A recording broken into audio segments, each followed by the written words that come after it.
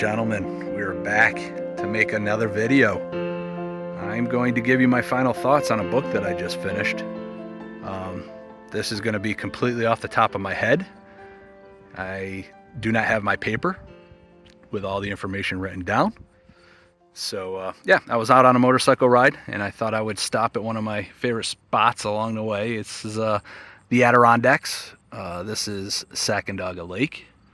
And this is a place that's usually pretty busy during the summer, but as you can tell, I've got the whole place to myself. So let's see, it's going to be a little scattered.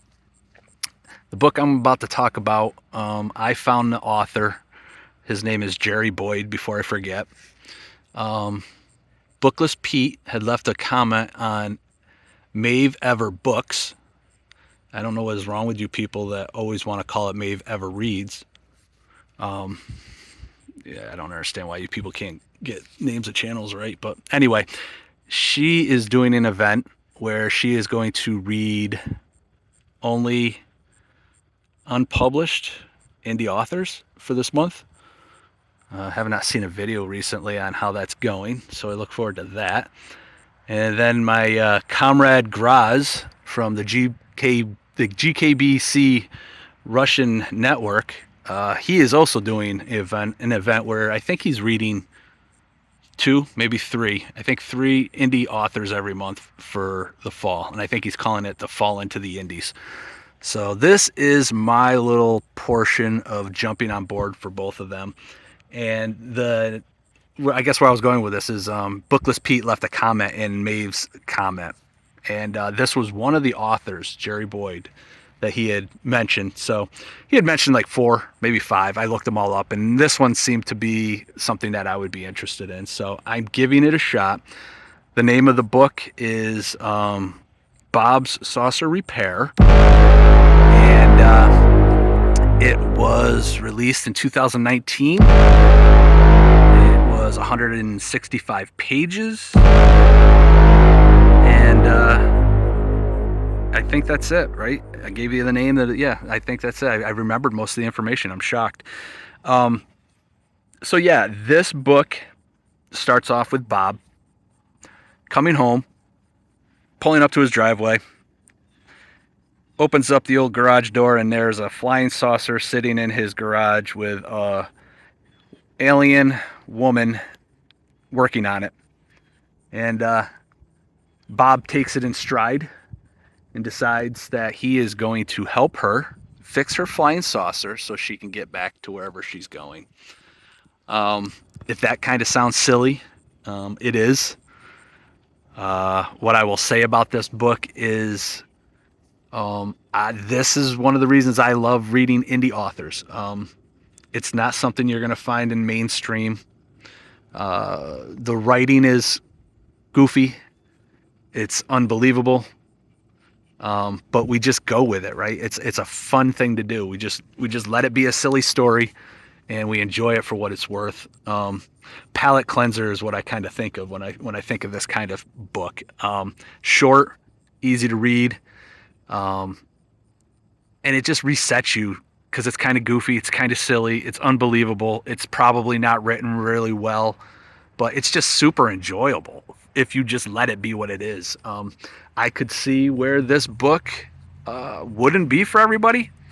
I'm going to recommend this book because it's fun, but I really do truly believe there would probably be a lot of people out there that probably wouldn't enjoy the story. I will say some of the issues I have with it, which just kind of goes hand in hand with it. It's just like a quick story. It just gets to the point. But there were times when I would read it and we go from one scene right into the next scene just in a sentence, and I'm just like, all right, hold on, what's going on here? And you don't realize that something has jumped. I've run into that several times recently, I don't know, within this year, where I don't know if that's actually good writing or if that's acceptable writing, but it is a thing. And that would be my downfall. It's just that it goes from one thing to the next too quick. Like you can't keep up with it. But the main part of this story is that he helps her fix her flying saucer, and what ends up happening is they end up making a contract where Bob is going to now open up a space saucer repair shop, and Nikki is going to help him bring customers to him. It's all silly, but what is the name of our main character? Bob. Yeah, that would be why it's called Bob Saucer Repairs. Um, but he has a friend named John, I think, or Jack, or Jake. I can't remember. Jack, John, and he's like an underground medic. So he's going to join forces with him, and help anybody that happens to come in for repairs on their physical body. So yeah, kind of silly, kind of goofy, but super just like fun if you just let it be. Um, yeah, so I mean that's really what it is. Is this book one in a series of 51? I'm not gonna say I'm gonna read all 51, but I will be reading the next one at some point when I feel like it's time to just get into something that requires no brain capacity whatsoever. Looks like I'm going to have company over here. But yeah, let's see. Bob's Saucer Repair. Just trying to think if there's anything else I want to tell you about it. The artwork on the cover, at least through the Kindle. Oh, that's the other thing. This is a Kindle Unlimited. So you can get all 51 of these books if you're interested. So, Pete, you suggested this author. I could possibly see you enjoying this. Maybe not. Maybe the writing is just that bad, but I tend to enjoy this kind of stuff. I don't necessarily think the writing was bad. It's just not. It's just not mainstream. But that's all right. It's enjoyable. Let it be fun. But yeah, if anybody else is interested in it, give it a shot. It's on Kindle. If you got Kindle Unlimited, it's not going to cost you anything. And it's 165 pages, so it should be a quick, easy read. If you don't like it, DNF it. Don't read another one. Or if you do like it, move on to the next one. All right, I think we've rambled on. Where are we at? 7:15, not bad. So we are going to call it a video. I'll give you one more quick pan. We're gonna put people in this video. I never have people. Let's see what they're up to.